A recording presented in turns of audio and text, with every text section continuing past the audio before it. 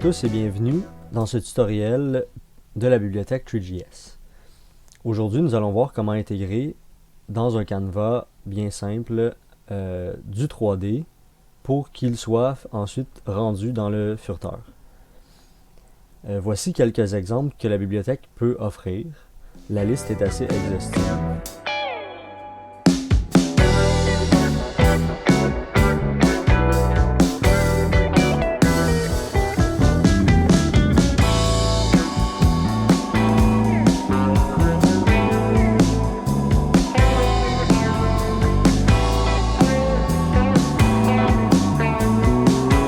Donc, la bibliothèque permet d'intégrer du 3D, qu'il soit léger et subtil comme ces exemples, pour rendre votre expérience web plus intéressante.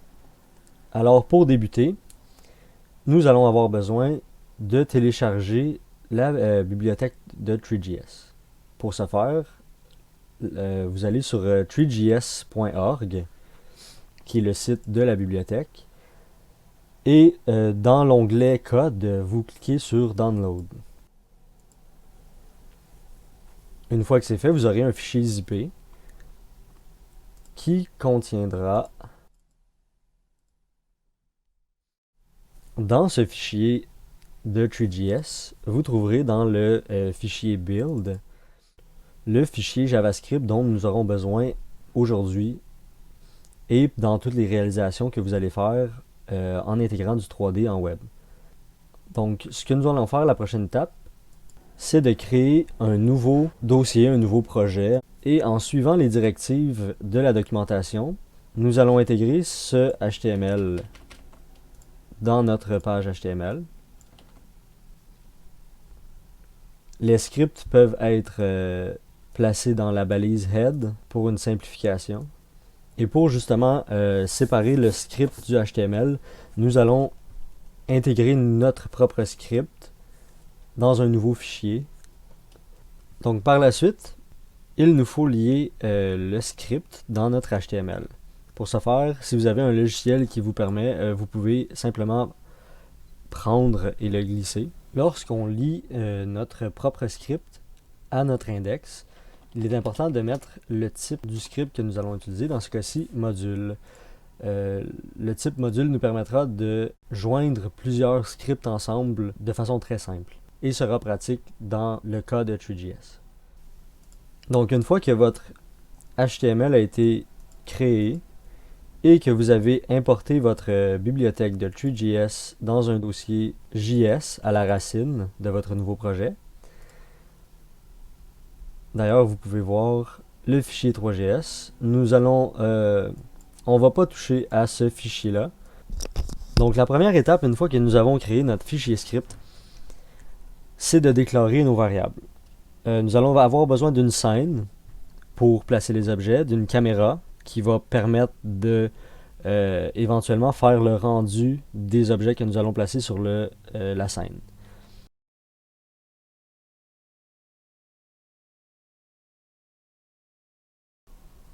Par la suite, il nous faut créer l'outil qui va permettre de faire le rendu, qui est le WebGL Renderer de la bibliothèque Three.js.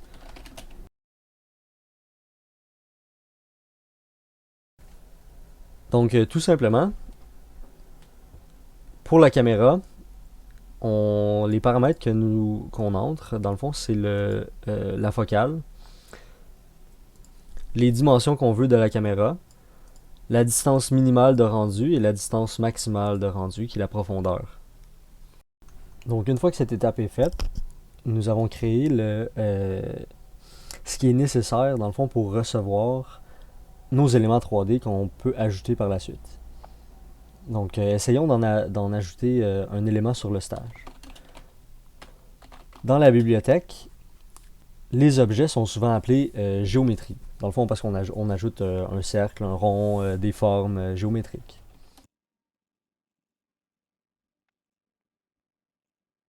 Décidons par exemple que nous voulons ajouter un cube. Nous allons entrer la nouvelle variable cube et nous allons créer un nouveau mesh de la bibliothèque Three.js qui permettra de prendre les données justement du matériau de l'objet et de la géométrie de l'objet.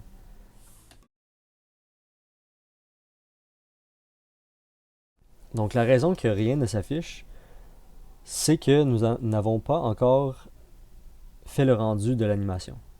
Donc pour ce faire, nous allons simplement positionner la caméra un peu reculée sur l'axe des Z.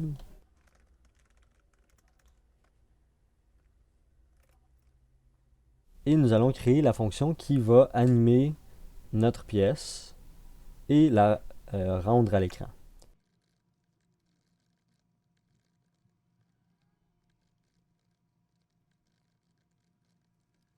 Et ensuite, nous appelons la fonction.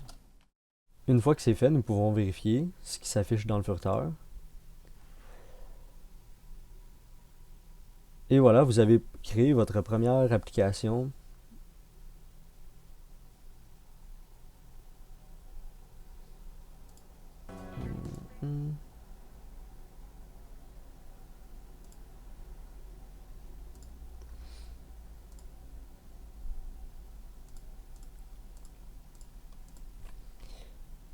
Une fois cette fonction créée, nous pouvons aller vérifier si elle fonctionne, si le code fonctionne.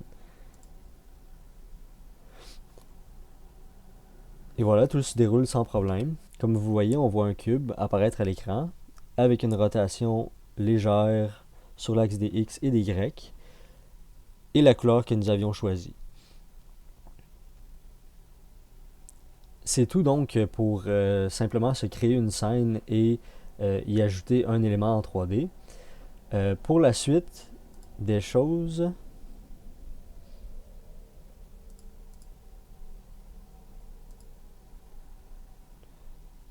3GS a une documentation vraiment exhaustive et vraiment claire et utile avec plusieurs descriptions des éléments à faire,